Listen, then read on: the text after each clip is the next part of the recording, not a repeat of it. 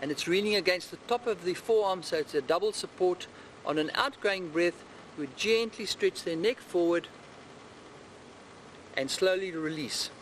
The next one is a crossover position, where both hands are crossed over. The one on that side of the shoulder, the other one comes underneath. You allow the head to drop to one side and just give a gentle stretch with your body weight. Then you swap the arms over, just the one hand comes below instead of above, and the head swaps over to the other side. I'll just repeat that, swapping over.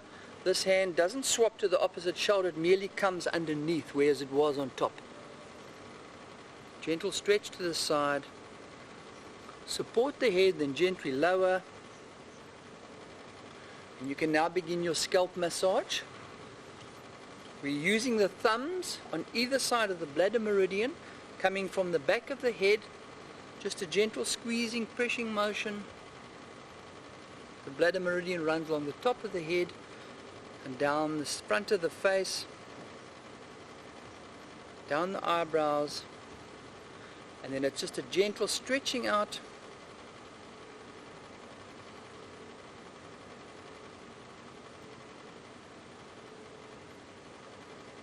You can then finish off by putting these two fingers into above the eye sockets, into the end of the bladder meridian, in those positions there, just above the eye sockets, and a gentle pressure.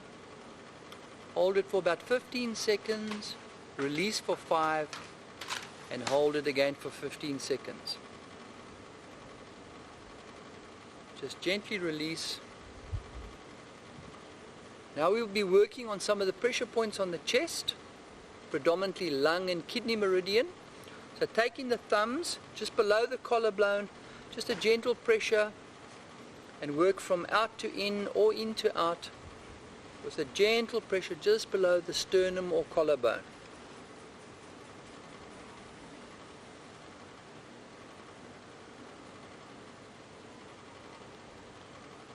Then using the heel of hand just below that collarbone, just gently massage the upper chest area, taking care to ensure that the fingers are held up. And we're working with just the heel of hand in a pummeling motion. And gently sit back. And that completes the head and shoulders routine. Okay students, the last part involves a stretching technique, because we are now preparing for the end of the Thai massage. Ask the client, Tanya, won't you please bend your knees, cross them over, and put your top of your feet just below my kneecaps. Grab hold of my wrists. Ensure that the therapist's back is nice and straight. Tanya, I want you to breathe in for me. And as you breathe out, I'm going to roll you up, stretch you up. Breathe in for me as you go down.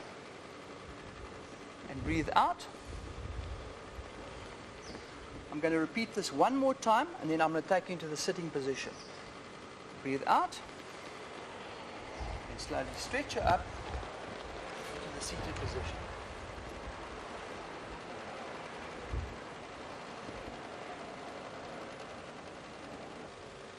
Okay students, to end off the routine now, just some nice end off routines that you can also improvise and try some of your own moves on. But the nicest one is to take the arms overhead, and I'm just going to stretch Tanya up. What I'm going to do is turn my leg to the side, and I'm going to have the side of my leg up against her spine, and gently ask her to breathe in, Tanya. And as she breathes out, I'm just going to stretch her up. Breathe in for me, and breathe out. Lower her arms. I'm going to ask you to put your legs straight out in front of you. I'm now going to ask Tanya to take her arms back, and I'm going to walk up with the sides of her back with my feet, making sure that I keep next to her spine. Just pulling her legs back. Errol, we can't see this position, but I'll just demonstrate where my feet are. I'm walking up, just behind the back. Okay students, one of the final moves one can also do is this position here.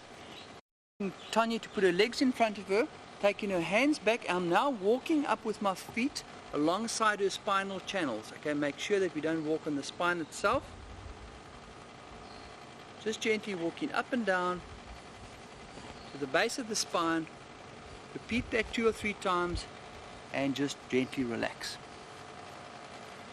I'm then going to ask Tanya to breathe in, and as she lifts out of her hips, I'm going to gently stretch her forward by placing my hands on top of her shoulders and just apply a gentle stretch down. Breathe in for me, Tanya, come forward, and slowly breathe out.